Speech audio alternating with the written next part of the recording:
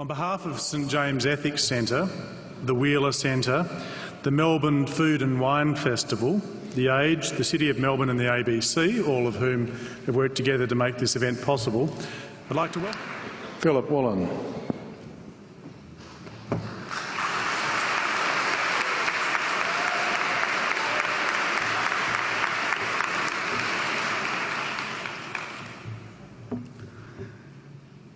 King Lear, late at night on the cliffs, asks the blind Earl of Gloucester, "How do you see the world?"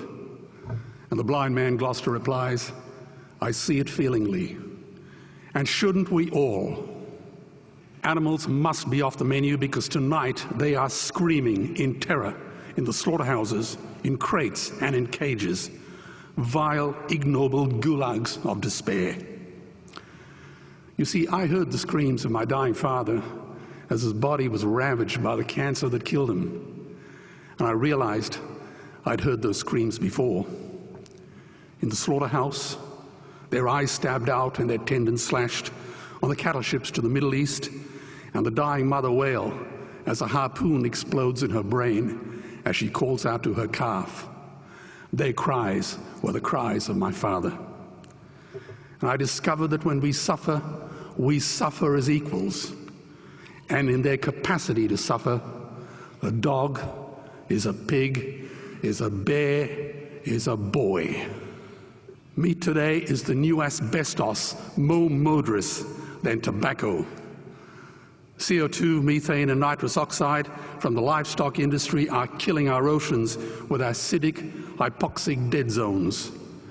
90% of small fish are ground up into pellets to feed to livestock. Vegetarian cows today are the world's largest ocean predators. The oceans are dying in our time. By 2048, all our fisheries will be dead, the lungs and the arteries of the earth. Billions of bouncy little chicks are ground up alive simply because they are male. Only 100 billion people have ever lived. 7 billion people live today. And yet we torture and kill 2 billion sentient living beings every week. 10,000 entire species are wiped out every year because of the actions of one. And we're now facing the 6th mass extinction in cosmological history. If any other organism did this, a biologist would call them a virus. It is a crime against humanity of unimaginable proportions. But happily, the world is changing. 10 years ago, Twitter was a bird sound. www was a stuck keyboard. Cloud was in the sky. 4G was a parking space. Google was a baby's burp. Skype was a typo. And Al-Qaeda was my plumber. Victor Hugo said, "There is nothing more powerful than an idea whose time has come."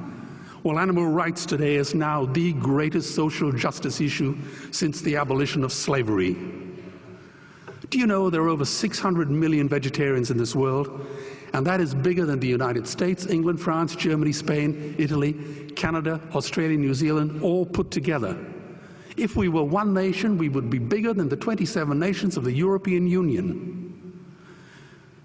Can you believe that? And despite this massive demographic footprint, we are still drowned out by the raucous hunt and shoot and killing cartels who believe that violence is the answer when it should not even be a question.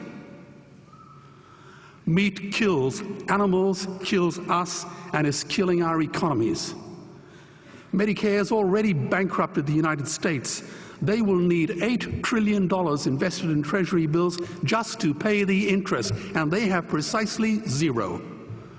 They could shut down every school, Army, Navy, Air Force, Homeland Security, Marines, CIA, and FBI, and they still will not have the money to pay their doctor bills. And our Cornell and Harvard say that the optimum amount of meat in a healthy human diet is precisely zero. Water, as you know, is the new oil. Nations will soon be going to war for it. Underground aquifers that took millions of years to fill are now running dry. It takes 50,000 liters of precious drinking water to make 1 kilo of beef. Today, 1 billion people are hungry. 20 million people will die from malnutrition. Cutting meat by only 10% will feed 100 million people, and eliminating meat will end starvation forever. If everyone ate a Western diet, we would need 2 planet Earths to feed us. We've only got one, and she is dying. Greenhouse gas emissions from livestock is 50% greater than transport, as Peter said. Cars, trains, buses, ships, lorries, the whole lot. And as I travel around the world, I see poor countries who sell their grain to the West while their own children starve in their arms. And the West feeds it to livestock so we can eat a steak? Am I the only one who sees this as a crime? Believe me, every morsel of meat we eat is slapping the tear-stained face of a hungry child. When I look into her eyes, do I remain silent? The earth can produce enough food for everyone's need, but not enough for everyone's greed. We are facing the perfect storm. If any nation had developed weapons that could wreak such havoc on the planet, we would launch a preemptive military strike and bomb it back into the Bronze Age. But it's not a rogue state, it's an industry. The good news is we don't have to bomb it. We can just stop buying it. Sir George Bush was wrong. The axis of evil does not run through Iraq, Iran, or North Korea. It runs through our dining tables. Weapons of mass destruction are our knives and forks. Our proposition is the Swiss Army knife of the future. It solves our environmental, water, human health problems and ends cruelty forever. The Stone Age didn't end because we ran out of stones. This cruel, disgusting industry will end because we run out of excuses. Meat is like the 1 and 2 cent coins. It costs more to make than it's worth. And I come from the bush. Farmers are the ones with the most to gain. Farming won't end, it would boom. Only the product line will change. Farmers would make so much money they won't even bother counting it, and I'd be the first to applaud them. Governments would love us. New industries would emerge and flourish. Health insurance premiums would plummet. Hospital waiting lists would disappear. Hell, we'd be so healthy, we'd have to shoot someone just to start a cemetery. So tonight I have 2 challenges for the opposition. 2 challenges. Meat causes a wide range of cancers and heart disease. Would they name one disease caused by a vegetarian diet? And 2, I'm funding the Earthlings trilogy. If the opposition is so sure of their ground, I challenge them to send a copy of the Earthlings DVD to all their colleagues and all their customers. Go on, I dare you.